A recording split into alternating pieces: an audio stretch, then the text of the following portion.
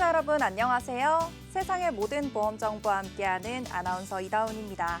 저희 프로그램에서는 보험을 준비하는 과정에서 생기는 작은 고민부터 과도한 보험료로 걱정하시는 분들이 한 분도 계시지 않을 때까지 보험에 관한 고민과 궁금증 함께 풀어보고 있습니다. 아울러 본 프로그램은 카카오TV와 네이버TV, 유튜브를 통해서 시청 가능하고요. 유튜브 검색창에 NBNTV 검색하시면 실시간 방송으로도 참여하실 수 있습니다. 아울러 본 방송은 정보 제공을 위한 방송이며 보험 서비스 및 상품 판매와 중개는 관여하지 않습니다. 이 점 유의해 주시기 바랍니다. 그럼 이제 본격적으로 프로그램 시작해 볼 텐데요. 오늘은 세 분의 전문가 나와 계십니다. 전문가님 안녕하세요. 네, 안녕하세요. 네, 시청자 여러분 안녕하세요. 보험 전문가 최경빈입니다. 네, 시청자 여러분 안녕하세요. 보장점검 전문가 장소영입니다. 네, 안녕하세요. 건강지킴이 이주연 전문가입니다. 네, 이렇게 세 분의 전문가님들과 인사 나눠봤습니다. 이제 본격적으로 오늘 프로그램 시작해 볼 텐데요. 첫 번째로 이야기 나눠볼 보험은 어떤 보험인지 화면으로 먼저 확인해 보겠습니다.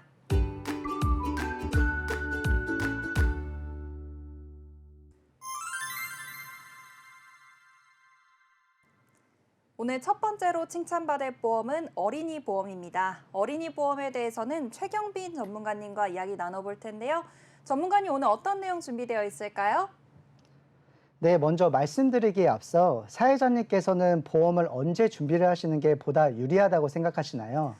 최대한 건강하고 좀 나이가 어릴 때 준비해야 한다고 하는데 그러면 가장 좀 지금보다 빠르게 준비하는 게 좋지 않을까요? 네, 맞습니다. 보험이라는 것은 사실 내가 아파서 병원에 가기 전에 가입을 하는 것이 제일 좋습니다. 그래야 조건도 가장 좋으니까요. 그런데 사람이라는 게 내가 언제, 어디서, 어떻게 아플지 미리 알 수 없잖아요. 그렇기 때문에 보험은 가급적이면 빨리 준비하는 것이 유리하다라고 말씀드릴 수 있겠습니다. 아직 건강하셔서 병원을 가지 않으셨던 사람들은 바로 지금 이 순간이 가장 좋은 조건이라고 보시면 될 것 같습니다. 서두에 말씀드린 것처럼 오늘은 어린이 보험에 대해서 말씀드린다고 했는데 그러면 사회자님께 질문 하나만 더 드려볼게요. 사회자님께서는 어린이가 몇 살까지라고 생각을 하시나요? 성인이 되기 전까지 그러니까 한 19세까지는 어린이라고 볼 수 있지 않을까요?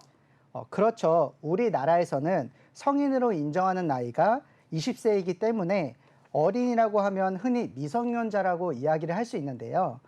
보험회사마다 조금씩은 다르겠지만 평균적으로 보험사에서 보는 어린이의 기준은 성인인 30세까지로 보고 있다는 것을 알고 계셨을까요? 왜 이렇게 나이의 기준이 높아졌는지 이유가 있는데요. 그 이유는 잠시 후에 말씀드리도록 하겠습니다. 그럼 먼저 어린이 보험이 어떤 것인지 이야기해 보도록 하겠습니다. 예를 들어서 요즘 많이 가입을 하고 있는 20년 납 100세 만기의 암보험을 10살, 40살의 사람이 각각 가입했다고 가정하고 비교 설명을 해드리도록 하겠습니다. 회사마다 차이가 있겠지만 대략 10살에 가입을 한 어린이의 경우는 100세 만기이기에 보장기간이 90년이 되겠죠. 그런데 암 진단비 1,000만 원은 기준에 보험료는 대략 6천 원 정도 합니다. 그런데 40살에 가입을 한 어른의 보장기간은 60년으로 10살 어린이에 비해 보장기간이 40년이나 짧은 데다가 암 진단비 또한 1,000만 원의 보험료는 대략 15,000원 정도로 10살 어린이보다 훨씬 비쌉니다.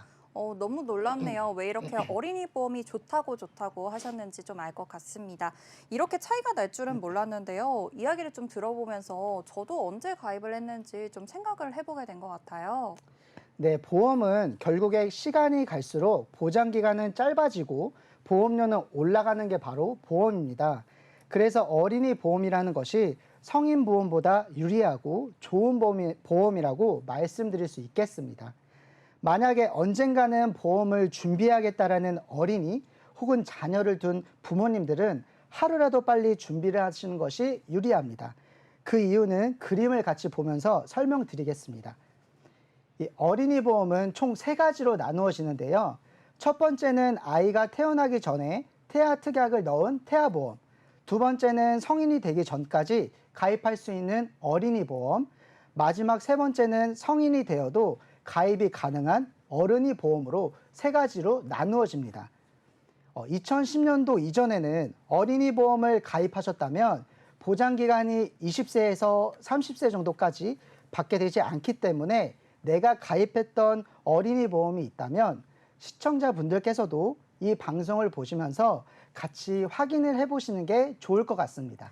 전문가님, 제가 생각했을 때도 이 어린이라고 하면은 미성년자만이라고 생각을 했는데 오늘 말씀을 들어보니까 이렇게 어른이 보험도 있다는 거를 처음으로 알게 됐습니다. 성인이 되어서도 가입이 가능하다고 하니까요. 여러분들께서도 내 보험이 어떻게 지금 가입이 되어 있는지 한 번 더 확인해 보시는 게 좋을 것 같고요. 그러면 이 어린이라는 연령이 좀 늘어난 이유에 대해서 설명해 주신다고 했잖아요. 이 이유가 무엇인가요? 네, 사실 원래 말씀하신 대로 18세에서 20세 정도까지만 가입이 가능하였는데요. 어린이 보험 가입 연령이 이렇게 늘어난 건 2018년 중반부터입니다.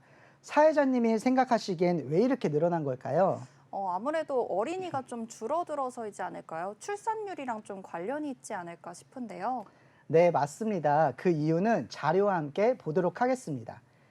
보시면 2015년 출생아 수는 약 44만 명 정도인데 2020년에는 약 27만 명으로 5년 새에 무려 38%나 감소한 것을 볼 수 있습니다. 이러한 이유로 보험회사에서는 어린이 보험에 대한 가입률이 떨어지게 되면서 이를 대비하기 위해 30세에서 35세까지 늘어나고 있는 추세입니다. 네. 말씀 부탁드립니다. 밀레니얼 세대라고 들어보셨을 거예요. 1980년대에서 2000년대 초반 출생한 세대를 말하는 것인데 보험회사는 이 세대를 공략하기 위해서 상향 조정을 했다고 보셔도 되겠습니다. 다음 자료를 함께 보시면 2018년 1분기 이후 어린이 보험의 가입률이 꾸준하게 우상향하는 것을 볼 수 있습니다. 이것은 성인 보험과 어린이 보험을 비교를 하였을 때 어린이 보험이 성인 보험보다 좋고 가입 연령도 35세까지 가능하기도 하여 어린이 보험으로 많이들 선택하시고 있습니다. 네, 그렇겠네요. 저 같아도 어린이 보험으로 조금 더 알아보지 않을까 생각이 듭니다. 가입 연령의 기준이 늘어난 만큼 또 장점이 아무래도 더 많은 만큼 많이 선택하실 것 같은데요. 그렇다면 이 어린이 보험에 대해서 장점을 한번 말씀 부탁드리겠습니다. 네, 그럼 지금부터 어떤 장점이 있는지 자료를 보면서 말씀드리도록 하겠습니다. 첫 번째로는 어린이 보험은 성인 보험에 비하여 보험료 부분에서 더 합리적인 것입니다. 36세 이상 성인 보험에 가입하실 경우 암 진단비 1,000만 원당 그에 해당하는 보험료는 약 11,000원 정도인데 같은 암 진단비를 10세 기준 어린이 보험으로 준비를 하신다고 하면 1,000만 원당 6,000원 정도로 보험료는 절반 정도 저렴해집니다. 한 가지 보장 특약만이라도 약 5,000원 정도의 보험료가 차이가 생기는데 만약에 이것을 종합적으로 보험을 다 넣었을 경우에는 훨씬 더 많은 보험료 차익이 난다고 볼 수 있습니다. 이 두 번째 장점은 보장 금액의 한도입니다. 어린이 보험은 성인 보험에 비하여 보다 높은 한도로 가입을 하실 수 있습니다. 뇌혈관 진단비나 심혈관 진단비 같은 경우에는 과거에는 없거나 가입 금액이 적었습니다. 그런데 최근 어린이 보험으로 준비를 하시게 된다면 뇌혈관, 심혈관 진단비는 최대 5천만 원까지 준비하실 수 있습니다. 하지만 이를 성인 보험으로 준비를 하시게 된다면 나이에 따라서 아무리 잘 나와도 최대 3천만 원까지밖에 가입이 불가하기 때문입니다. 어린이 보험이 성인 보험보다 더 높은 보장 금액으로 준비가 가능하다는 점입니다.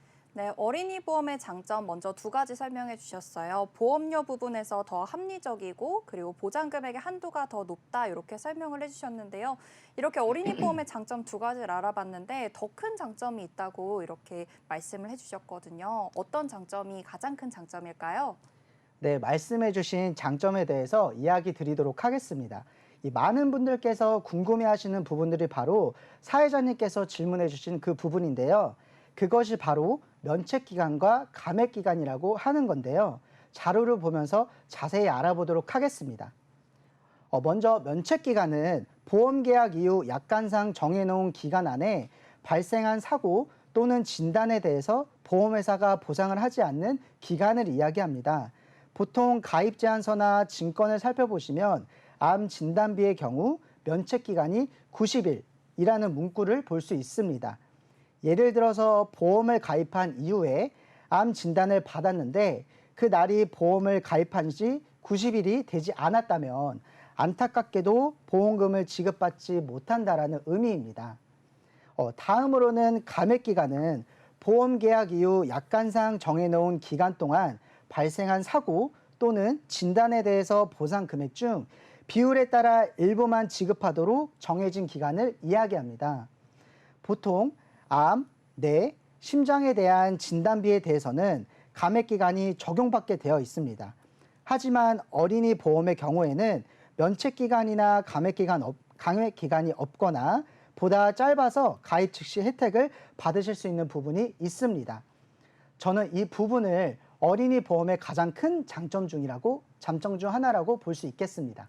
네, 이렇게 세 가지 장점에 대해서 말씀해 주셨고요. 방금 전에는 이 감액 기간과 면책 기간이 어린이 보험의 경우에는 거의 없거나 적다 이렇게 설명을 해주셨어요. 이게 좀 가장 큰 장점 중에 하나라고 말씀을 해주셨잖아요. 그럼 또 다른 장점이 더 있는 걸까요? 네, 바로 제일 큰 장점은 납입 면제라는 기능입니다. 네, 납입 면제요. 그러면 이게 정확하게 어떤 뜻일까요? 네, 납입 면제란 보험을 가입을 한 이후에 해당 질병에 노출이 될 경우 보험료 납입을 면제시켜주는 기능을 가지고 있습니다. 어린이 보험은 이 납입 면제 기능이 성인 보험에 비하여 범위가 훨씬 넓습니다. 먼저 보여드릴 화면을 눈을 크게 뜨고 잘 보셔야 합니다. 먼저 뇌혈관 관련한 자료인데요. 많은 분들이 생각하실 거예요. 범위의 차이? 뭐 그게 크게 나겠어? 라고. 근데 정말 많이 납니다. 먼저 뇌에 관련된 자료입니다. 보시는 것처럼 I60부터 I69까지의 뇌에 관련된 질병 코드인데요. 성인보험의 납입 면제의 경우는 I60, 61, 62, 63, 65, 66 이렇게 뇌졸중의 범위 안에 들어와 있고 어린이 보험의 납입 면제는 뇌졸중의 4개가 추가된 전체 범위 안에 납입 면제 사유가 들어갑니다. 추가적으로 그림 안에 숫자가 보이실 겁니다. 보시는 것처럼 실제 뇌혈관 질환 관련된 진단을 받으시는 경우가 뇌졸중 관련된 진단을 받으시는 수치와 견주어도 적지 않은 수치라는 걸 느끼실 수가 있겠습니다. 네, 성인 보험에 비해서 어린이 보험의 이 납입 면제 범위가 더 넓다 이렇게 설명을 해주셨는데요. 그러면 상해나 질병 등 어떤 경우라도 납입 면제가 가능한 건가요? 네, 모든 것이 다 납입 면제가 발생하는 것은 아닙니다. 다음 화면은 A 회사의 가입 제한서입니다. 먼저 화면에 보여지는 자료는 성인보험의 납입 면제 발생 사유입니다. 먼저 성인보험의 경우 유사암을 제외한 암, 뇌졸중, 급성심근경색 등 6대 질병이 납입 면제 적용 사유이기에 범위가 어린이 보험보다 적습니다. 이 화면에 보시고 계신 것처럼 어린이 보험의 납입 면제 경우는 전에 말씀드린 세 가지의 유사암이 납입 면제에 포함이 되어 있는데요. 이렇게 좋다 보니까 최근에는 이 유사암만 관련해서 조금 변경된 내용이 있습니다. 최근 몇 개월 사이 기존의 유사암 진단 시 전체 납입 면제 혜택을 받았지만 현재는 유사암으로 인해 납입 면제 사유가 발생하였을 때 보험료 절반만 내고 절반은 회사에서 지원을 해주는 방법으로 변경이 된 것을 참고하시면 좋을 것 같습니다.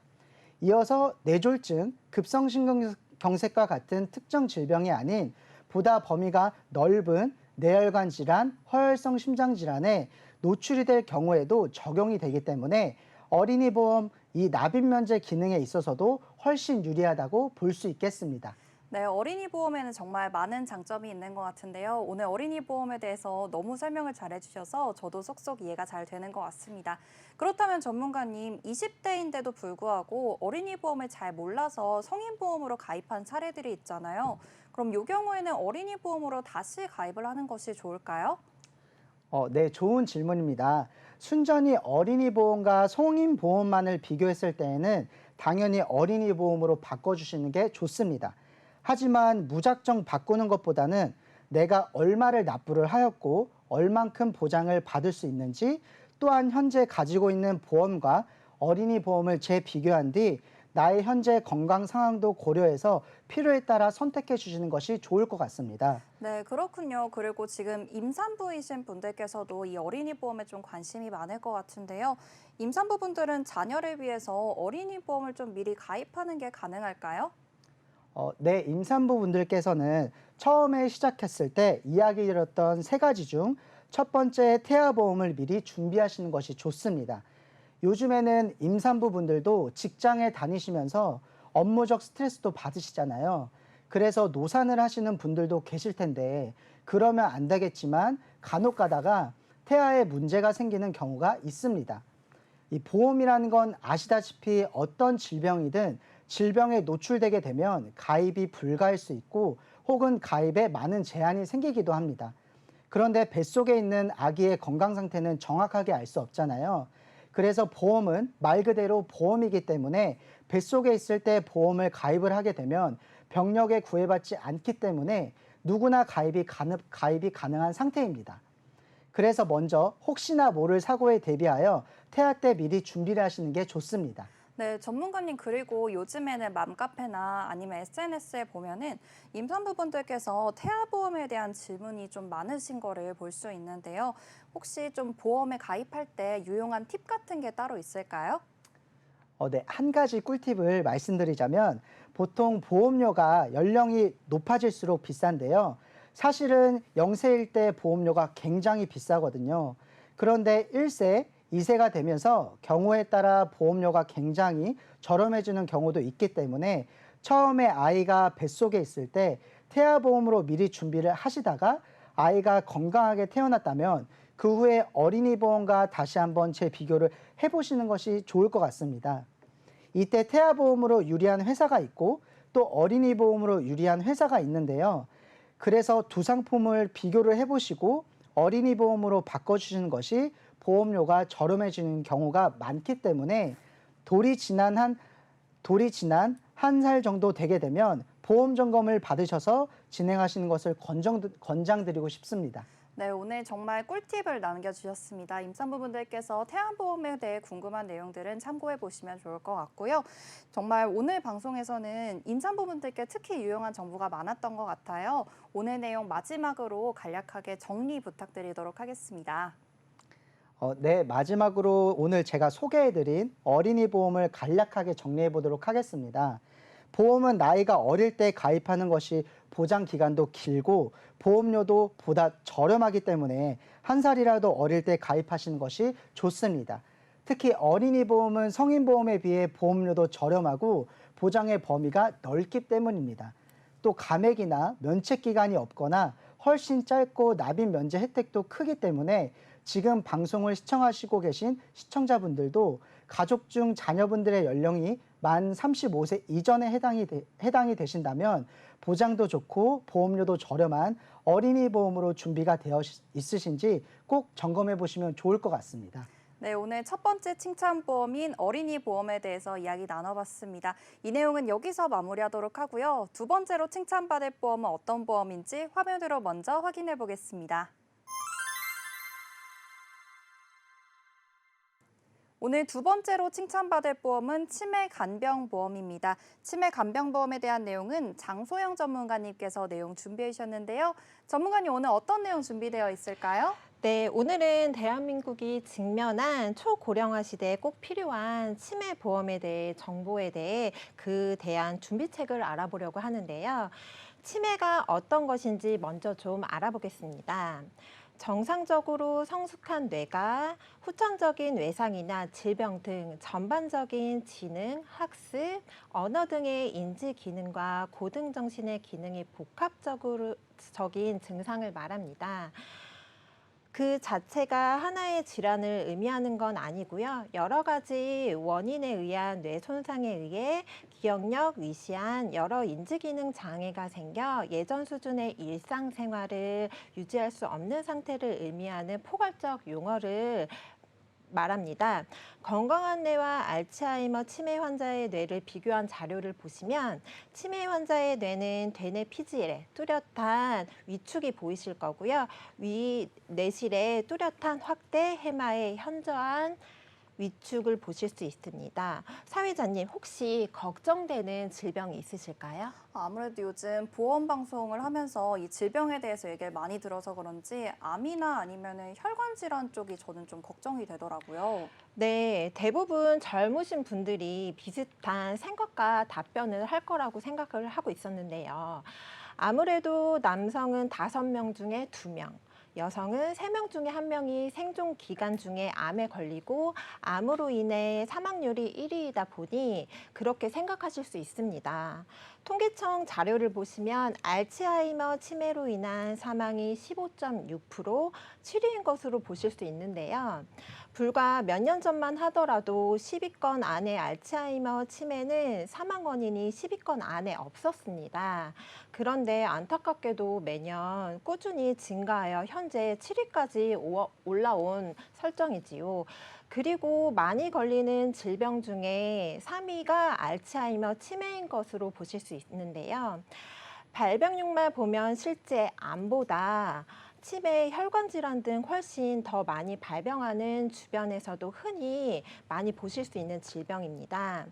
요즘은 건강검진을 짧은 주기에 정기적으로 자주 받으시면서 다양한 질병들을 빨리 발견하고 요즘 좋은 약과 좋은 기술로 인하여 여러 질병들이 예전보다는 쉽고 간단하게 치료를 받으시기 때문에 수명이 많이 늘어났죠. 그로 인해 초고령화 시대가 많이 왔다고 보시면 될 것 같은데요. 수명이 늘어나면 사실 좋은 것만 있지만 예전에는 발병 전에 돌아가셨다면 걸리지 않았던 질병들이 그래서 요즘에는 유병장수의 시대라고도 합니다. 현재 우리나라 OECD 국가 고령 인구 증가율을 1위를 차지하고 있으며 평균 속도 2배 정도 증가하는 것을 볼 수 있는데요. 그만큼 고령 인구의 급증으로 인해 치매 환자도 급속도로 늘어나고 있으며 치매에 대한 걱정을 하시는 분들이 계속 늘어나고 있습니다. 네, 저도 이 얘기를 들어보니까 치매에 대해서 좀 걱정이 되기도 하고, 그리고 실제로 치매 환자가 얼마나 지금 늘어나고 있는지 이 부분에 대해서도 궁금해지는데요.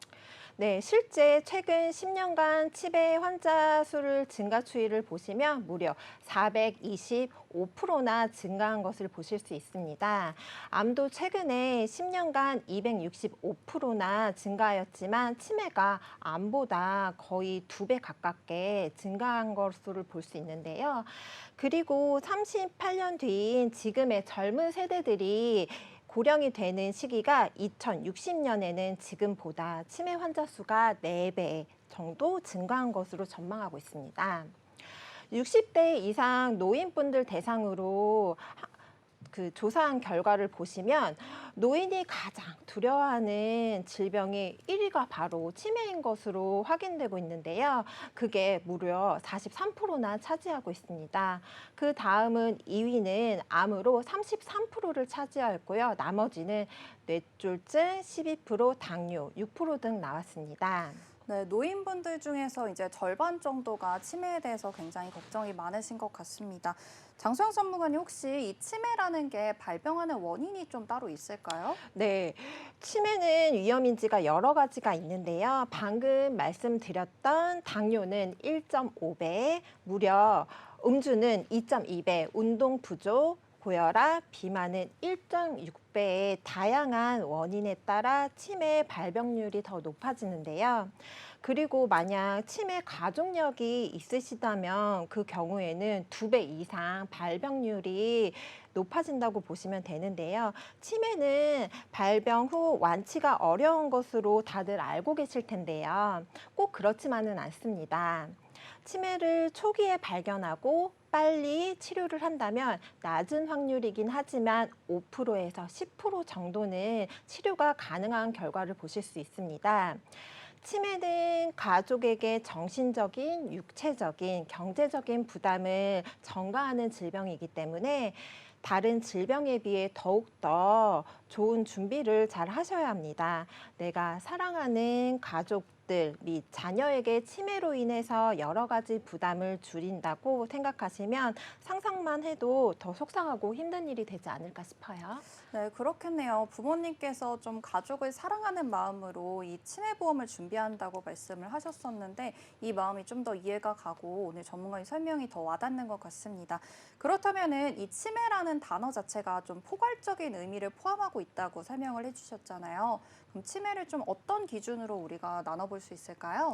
네, 치매를 판단하는 기준은 CDR 척도 전문가에 실시한 전반적인 인지 기능 및 사회 기능의 정도를 측정하는 검사로 전체 점수는 0에서부터 1, 2, 3, 4, 5 이렇게 점수가 높을수록 중증을 의미합니다. 장비 검사로는 CDR, MRI, 뇌파, 뇌척수액 검사 등이 있습니다. 전체 치매 환자의 33% 이상 독거 상태이고요. 연간 8,000명이 실종되며 12분에 한 명씩 치매 환자가 발생하고 있습니다. 하루 평균 치매 환자 간병에 소요되는 시간이 6시간에서 9시간, 치매 환자의 유병 기간은 13년으로 연간 2천만 원 정도의 관리 비용이 평균적으로 발생을 합니다. 그리고 중증 치매 단계가 되면 대소변을 가리기가 힘들고 그리고 거동조차 불편하기 때문에 혼자서 음식조차도 드실 수 없는 상태가 되는데요. 지금 현재 모두 타인의 도움을 받아야 하는 상태가 되는 거죠. 네, 매년 2천만 원씩 평균적으로 13년 정도의 기간이라고 하셨는데 이게 매해 2천만 원씩이 나가고 있는 거잖아요.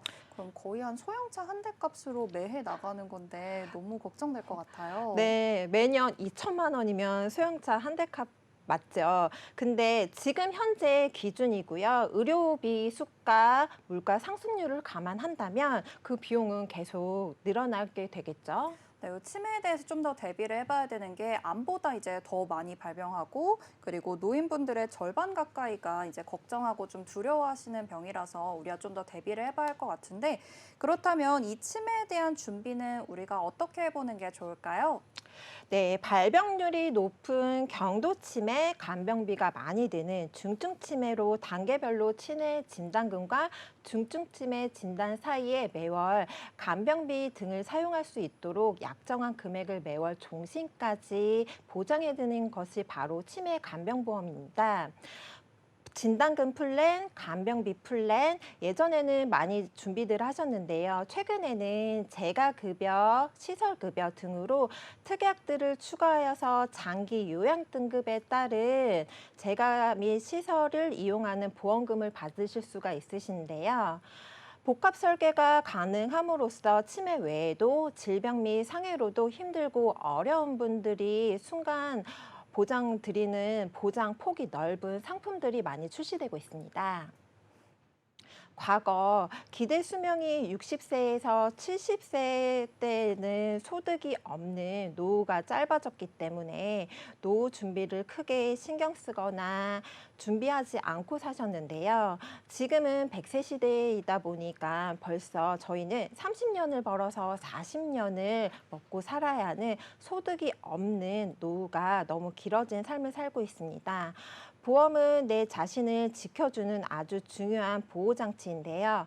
특히나 치매 같은 보장 기간을 길게 설정하는 것을 권장해드리고 있습니다. 네, 우리가 아무래도 노후가 더 길어지다 보니까 보장 준비를 좀 더 길게 해야 한다고 말씀을 해주신 것 같은데 특히 치매를 좀 길게 준비해야 하는 이유가 있을까요? 이유는 제가 지금까지 말씀드린 내용을 돌이켜보면 결국 수명이 점점 늘어나면서 보장 기간이 짧은 경우에 보장의 공백 기간이 생기기 때문입니다. 실제 상담을 많이 다녀보면 오래전에 가입하셨던 상품들이 당시에는 적절한 보장 기간이라고 생각하시고 70세 만기, 80세 만기로 가입하셨지만 기대 수명이 연장되어서 장수함에 따라 지금은 70대, 80대 이상은 기본적으로 다 생존하기 때문에 만기시가 지나 혜택을 못 보는 경우가 간혹 생기고 있거든요. 지금도 이렇게 의학기술의 발달로 인해서 건강해서 장수하는데 미래에는 얼마나 더 좋아지고 발전할까요? 네, 당연히 이제 많이 좋아지고 많이 발전할 것 같은데요. 오늘 이 치매보험에 대해서 이야기 나눠봤습니다. 오늘 많은 내용을 얘기해 주셨는데요. 마지막으로 좀 간략하게 오늘 내용 정리 부탁드리겠습니다. 네, 초고령화 시대에 맞게 보험은 빈틈과 공백기간이 없도록 폭넓게 준비를 하셔야 합니다. 늘어나는 수명까지 감안해서 멀리까지 보시고 준비해야 하는 것이 가장 큰 핵심인 것 같습니다. 그리고 치매보험은 가입하실 때에는 보통 1년에 면책기관과 알코올성 치매 등은 보장이 안 된다는 것은 꼭 미리 잘 확인하시고 가입하셔야 되십니다. 우리의 부모님들은 늘 치매로 인해 혹시나 하는 걱정을 많이 하시고 계십니다. 우리도 미리 준비하지 않으면 노후에 내가 사랑하는 가족 및 자녀에게 큰 부담으로 고생을 줄 수가 있습니다. 시청자 여러분들도 본인의 노후에 내가 사랑하는 가족에게 그 소득이 있을 때 건강할 때 미리 준비하는 것이 적절하다고 생각됩니다. 네, 좋습니다. 오늘 이 치매 간병보험에 대해서 이야기 나눠봤는데요. 그럼 제가 제목을 보면서 계속 궁금해지는 게 오늘 이 치매보험의 전반적인 내용에 대해서 말씀을 해주셨잖아요. 그럼 치매 간병보험이면은 이게 치매보험인 건지 아니면 간병비 보험인 건지 저는 이 부분이 약간 경계가 헷갈리더라고요. 네, 모르시는 분들이 참 많으실 거예요. 지금 치매 간병보험이라고 말씀드렸는데 지금 치매 간병보험은 간단하게 설명드리면 지금 치매 초기 단계에는 경증 치매 진단비가 나오고요. 저희가 아무래도 혼자 거동이 힘들거나 혼자 음식을 섭취하기 힘들거나 그리고 대소변이 힘든 경우에는 중증 치매라고 진단을 받는데요. 거기에 진단금도 당연히 들어가지만 매월 종신까지 보장 받으실 수 있는 보장 기간까지 받으실 수 있는 매월 나오는 금액이 따로 정해져 있습니다. 그러면은 이제 치매 정도에 따라서 진단비만 나오는 경우도 있고 아니면 치매 정도가 심해지면은 진단비에 추가적으로 매월 이제 보장을 해주는 금액이 있다. 이렇게 설명을 해주셨습니다. 치매 간병보험에 대해서 오늘 이야기 나눠봤는데요. 두 번째 칭찬보험의 내용은 여기서 마무리하도록 하고요. 그럼 우리 세 번째로 칭찬받을 보험은 어떤 보험인지 화면으로 먼저 확인해 보도록 하겠습니다. 오늘 마지막으로 칭찬받을 보험은 혈관질환 보험입니다. 혈관질환 보험에 대해서는 이주연 전문가님과 이야기 나눠보도록 할 텐데요. 전문가님, 이 혈관질환 보험은 시청자분들께서 좀 꼭 점검을 해야 하는 보험이라고 말씀을 해주셨어요. 왜 이런 걸까요? 네, 맞습니다. 사회자님 말씀하신 것처럼 꼭 점검해봐야 할 보험이 있는데요. 사회자님 혹시 내장 지방을 들어보셨을까요? 제가 요즘 좀 야식을 많이 먹고 해서 배가 좀 나오기 시작해서 이 내장 지방에 대해서 많이 검색을 해봤는데요. 내장에 좀 쌓이는 지방을 내장 지방이라고 하는 것 같더라고요. 네, 맞습니다. 영양 과잉으로 인해서 장기 사이사이에 끼인 지방을 말하는데요. 왜 그렇게 되는지 혹시 아실까요? 아무래도 요즘 식습관 때문이 아닐까 싶어요. 저는 밤에 이렇게 맥주 한잔 하는 것도 좋아하고 야식으로 좀 짠 음식을 먹는 것도 좋아하는데 네. 이런 식습관에 또 운동이 좀 덜 되어서 그런 게 아닐까 하는 생각이 드는데요. 일단 사진 한번 보실까요? 네. 네, 사진에 보이는 것처럼 내장 지방은 현대화된 식습관과 매일 받는 스트레스가 주된 원인이라고 보시면 되는데요. 우리가 음식물을 섭취하고 에너지원으로 사용하고도 남은 잉여 열량이 지방으로 전환이 된다고 보시면 됩니다. 이렇게 지방으로 전환되면서 내장 지방이 과도하게 쌓이게 되면 성인병이라는 무서운 질병이 찾아오는데요. 사회자님, 성인병이라고 하면 무엇이 있는지 알고 계세요? 아무래도 요즘 좀 SNS에서 이 혈당에 대한 이야기가 많더라고요. 그래서 성인병 중에 고혈당이 있다는 얘기를 들었고, 그리고 워낙 유명한 고혈압 이런 것도 있을 것 같고요. 고지혈증 이런 것도 성인병에 들어가지 않을까 싶은데요. 네, 맞습니다. 고혈압, 고지혈증, 고혈당, 이 쓰리고 질환이 대표적인 성인병입니다. 이 성인병에 노출이 되면 합병증으로 찾아오는 게 혈관 질환이라고 보시면 되는데요. 시청자분들 주변에도 고혈압, 고지혈, 당뇨로 약을 복용하는 분들 계시죠? 그중 고지혈증을 알아볼 건데요. 사회자님 기름진 음식을 담았던 그릇 닦아 보셨죠? 아무래도 기름이 좀 딱딱하게 굳고 이러면서 빡빡 닦아도 여전히 좀 안 닦이고 뭉치고 좀 계속 남아있는 이렇게 닦이지 않나요? 네, 물과 기름이 섞이지 않는 것처럼 우리 몸속에 있는 지방은 기름이고 이를 콜레스테롤이라고 합니다. 이 콜레스테롤 지방끼리 모이고 모여 굳어지는 과정에서 덩어리져 쌓이는 것을 고지혈증이라고 합니다. 네. 네, 사진에서처럼 정상 혈관에서 콜레스테롤 지질이 쌓이게 되는데요. 혈관에 노폐물이 쌓이게 되면 혈액 순환에도 문제가 생기게 됩니다. 이로써 우리가 지금부터 알아보게 될 합병증, 즉 혈관 질환이 발생하는 것인데요. 네, 이렇게 그림으로 보니까 또 혈관 질환이 좀 걸리면은 굉장히 무서울 것 같고 또 치료도 어려울 것 같다는 생각이 딱 드네요. 그러면 이 혈관 질환에 대해서 한번 자세하게 알아보아야 할 것 같습니다. 네. 고지혈증을 예방하지 않게 되면 초래되는 것이 혈관에 혈전이라는 딱쟁이가 생겨서 길을 막게 되는데요. 뇌 질환에서는 이렇게 막힌 것을 뇌경색이라고 부릅니다. 뇌경색은 뇌의 원활한 혈액순환의 길이 막혔다고 보시면 됩니다.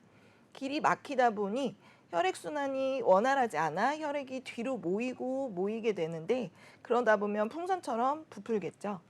풍선처럼 부풀어서 터지게 되면 이를 뇌출혈이라고 부릅니다.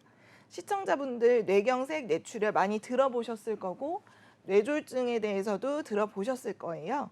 막히는 뇌경색과 터지는 뇌출혈이 모인 것을 뇌졸중이라고 말합니다. 우리가 보험에 가입하는 특약 중에 가장 흔한 것이 뇌출혈이고 과거 보험에 가입하신 분들의 대부분이 뇌출혈을 준비하셨을 거고 뇌졸중까지 보다 넓게 준비해 주신 분들도 계실 텐데요.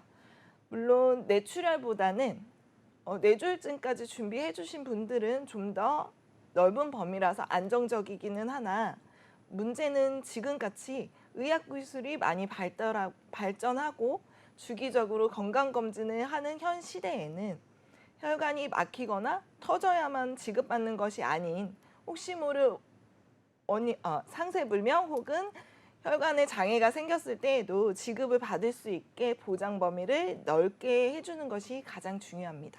네, 뇌경색이나 뇌출혈 이런 단어들은 사실 드라마에서도 좀 많이 들어봤는데 정확한 의미는 몰랐던 것 같습니다. 뇌경색이 이제 심화되면 뇌출혈이 되는 것이고 뇌출혈과 뇌경색을 모두 포함하는 단어가 뇌졸중이라고 보면 될 것 같은데요. 이렇게 좀 어렵게 들려왔던 단어들이 오늘 어떤 뜻인지 명확하게 알 수 있었던 것 같습니다. 보험증권을 살펴보면은 뇌출혈 진단비 아니면은 급성 심근경색 진단비 이렇게 내용들이 좀 어려운 용어들로 쓰여져 있더라고요. 제 보험에 좀 이런 내용이 기재가 되어 있다면 뇌혈관이나 심혈관에 대해서는 전부 보장이 되고 있는 건지 이 부분에 대해서 설명 부탁드리겠습니다. 네, 그렇게 생각하시는 분들이 많은데요. 제가 왜 혈관 질환 범위를 넓게 준비하시라고 권유를 해드리는지 사례를 하나 말씀드릴게요. 최근에 뇌혈관 질환 범위를 넓게 변경해드린 상담자분이 계시는데요.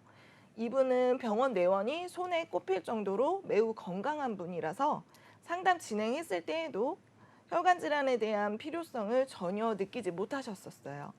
당시에 뇌졸중까지의 보장 범위로 준비되어 있으셨기에 강력한 추천으로 좀 더 넓은 범위로 준비를 해드렸었습니다.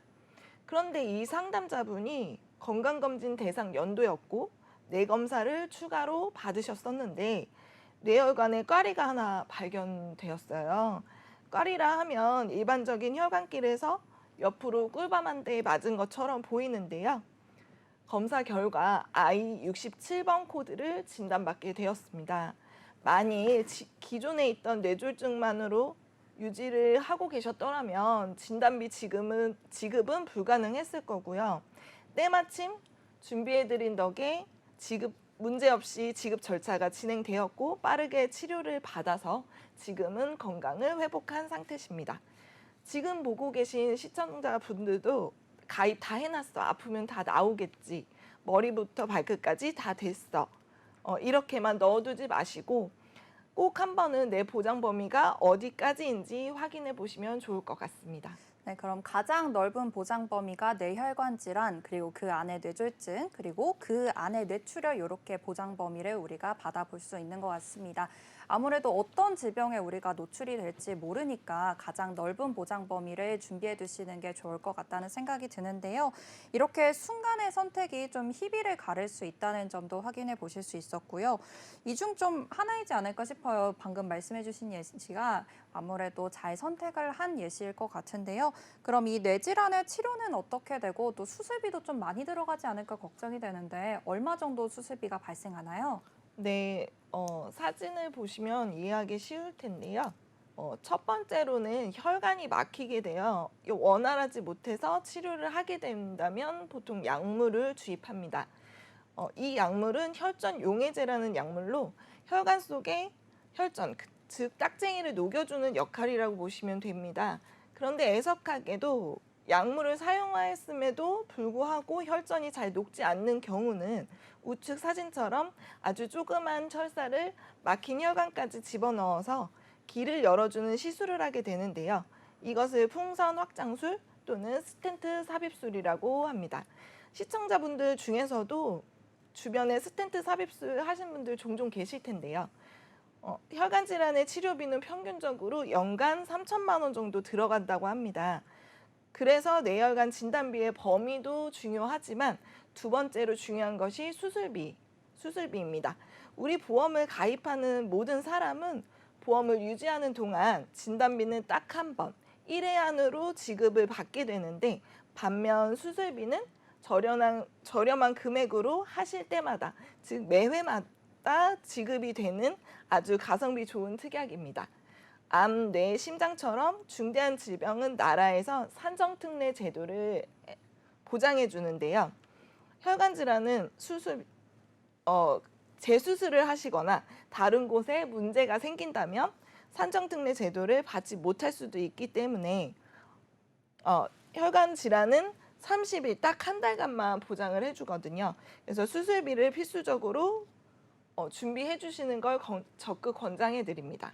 네, 산정특례 제도로 이 나라에서도 보장을 해주지만 기간 때문에 문제가 될 거라는 생각은 한 번도 해보지 못했던 것 같습니다. 물론 이 진단이 있어야지 수술을 할 수 있기 때문에 진단비가 가장 우선이 되어야 하긴 할 텐데요. 보험료의 좀 가성비랑 앞으로의 향후 치료비까지 생각해 본다면은 이 수술비가 필수라는 말씀이 좀 이해가 되는 것 같습니다. 그러면은 심장 역시도 좀 뇌랑 비슷한 맥락으로 우리가 이해를 해볼 수 있을까요? 네, 맞습니다. 심장과 뇌는 혈관과 가장 연관성이 있다고 보시면 되는데요. 암과의 차이점은 우리가 알고 있는 것처럼 장기에 바이러스가 생기는 것과 이 바이러스가 넓게 퍼지는 것이라고 한다면 뇌와 심장은 혈관의 길로 인해 달라진다고 보시면 됩니다. 그래서 심장혈관 역시도 뇌혈관과 같은 맥락이라고 보시면 되는데요. 심장질환도 심장에 들어가는 혈액의 길이 막히는 증세가 많이 있죠. 사진 보시면 나날이 심장질환 환자 수가 많아지는 그래프가 보이실 거예요. 이처럼 유전력과 일상생활 습관에 따라 상이한 것은 분명하나 발생 빈도수가 높아진다는 건 생활 습관과 아주 연관이 많다는 생각이 드는데요. 사회자님 예전에 건강 관련된 방송에서 보면 골든타임 30분 기억하실까요? 네, 골든타임 30분 이렇게 기억이 좀 나는 것 같기도 합니다. 아무래도 뇌출혈이나 심근경색 같은 병증으로 이제 TV에 많이 좀 방영이 됐었던 걸로 기억을 하는데요. 이 심장질환에 대해서도 이제 범위가 정해져 있다 보니까 우리가 이런 진단에 대해서 좀 보장을 하기 위해서는 보장 범위를 넓게 준비해야 한다는 말씀도 해주신 것 같습니다. 제가 제대로 이해한 게 맞을까요? 네, 맞아요. 기억하시네요. 그런데 요즘은 뇌출혈 심근경색이라는 문구가 상당히 줄어들었습니다. 병원을 내원하더라도 두 질환의 문구는 보기 어려운데요. 그 이유는 그만큼 우리나라의 복지도 좋아지고 기업에서의 건강복지도 좋아지고 또한 우리의 의학기술도 발전을 하다 보니 질병을 조기에 발견을 해서 치료를 하기 때문에 두 질환의 얘기가 많이 사라졌어요. 심장 역시도 혈관의 길이 좁아지거나 막히게 되면 협심증이라는 진단을 받게 되는데 그 골든타임 얘기가 나올 때는 협심증이 아닌 심근경색이었겠죠. 지금은 그 이전이 협심증에서 발견한다는 점이 핵심입니다. 심근경색은 혈관끼리 막혀 비가역적 괴사되는 것, 즉 심장이 썩는다는 것이죠. 지금 이 시대에 과연 괴사되는 현상이 흔한 일일까요? 절대 그렇지 않죠. 그래서 혈관이 좁아져도 혹여나 괴사되더라도 지급이 가능한 허혈성 심장질환이라는 진단비가 필수라고 보시면 됩니다. 네, 예전에는 급성 심근경색이라는 진단이 많았지만 요즘에는 워낙에 이제 건강 관리를 잘하고 또 병원을 자주 가다 보니까 이 전 단계에서 발견되는 일이 많다고 설명을 해주셨습니다. 그래서 보장 범위가 이전의 심근경색보다는 허혈성 심장질환으로 준비하시는 게 더 좋겠다고 오늘 조언도 주셨고요. 아무래도 심장도 좀 아까 말씀드렸던 혈관 질환이다 보니까 뇌 질환이랑 상당히 흡사한 것 같습니다. 그럼 심장 질환에 있어서도 수술을 하게 될 것 같은데 이 수술도 좀 우리가 비슷한 맥락이라고 볼 수 있을까요? 네, 맞습니다. 혈관이 좁아지는 협심증까지는 스텐트 삽입술을 진행을 하는데요. 그럼에도 협심증이 심해져 심근경색까지 진행이 되어 혈관이 괴사가 돼버리면 우측 사진처럼 관상동맥 우회술이라는 수술을 진행을 하게 됩니다. 관상동맥 우회술이라는 수술은 혈관이 괴사되었기 때문에 팔 혹은 다리에서 사용 가능한 혈관을 절제하여 심장으로 이식하는 수술과 동시에 괴사된 혈관의 옆쪽으로 길을 만들어주는 건데요. 상당히 위험하고 오래 걸리는 수술이기 때문에 중대한 수술에 속하고 이처럼 이식 수술이 잘 마무리된다면 기존에 상했던 혈관은 그대로 놔두게 됩니다. 네, 관상동맥 우회술이라는 수술이 이 이름만 들어도 굉장히 어려운 수술일 것 같다는 생각이 들고 제가 좀 메디컬 드라마를 즐겨보는데 거기서도 네. 이제 봤었던 수술법인 것 같아요. 네, 맞아요. 시간도 굉장히 오래 걸리고 또 위험도 굉장히 높은 수술이라는 얘기를 들었었던 것 같고요. 좀 우리가 평소에 건강관리에 신경을 쓰면서 그리고 이러한 중대 수술을 어쨌든 받게 될 수 있는 확률은 항상 존재하게 되니까요. 미리미리 좀 준비를 해둔다면은 치료에 전념할 수 있도록 할 수 있을 것 같습니다. 오늘 내용 마지막으로 좀 정리 부탁드릴게요. 네. 요즘은 연령 구분 없이 건강 관리를 잘 하시잖아요. 우리가 약을 장기간 복용하는 것도 해당 질병들을 예방하기 위함이고 아시다시피 건강은 건강할 때 지켜야 하는 거기에 어려우면서 꼭 해야 하는 숙제가 아닐까 싶습니다.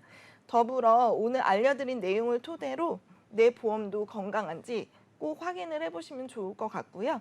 보험이라는 건 내가 병들어서 치료하는 기간 동안에 나의 가족을 위한 유일한 방어 수단인 것 같습니다. 시청자분들의 건강과 자산의 안전을 기원하겠습니다.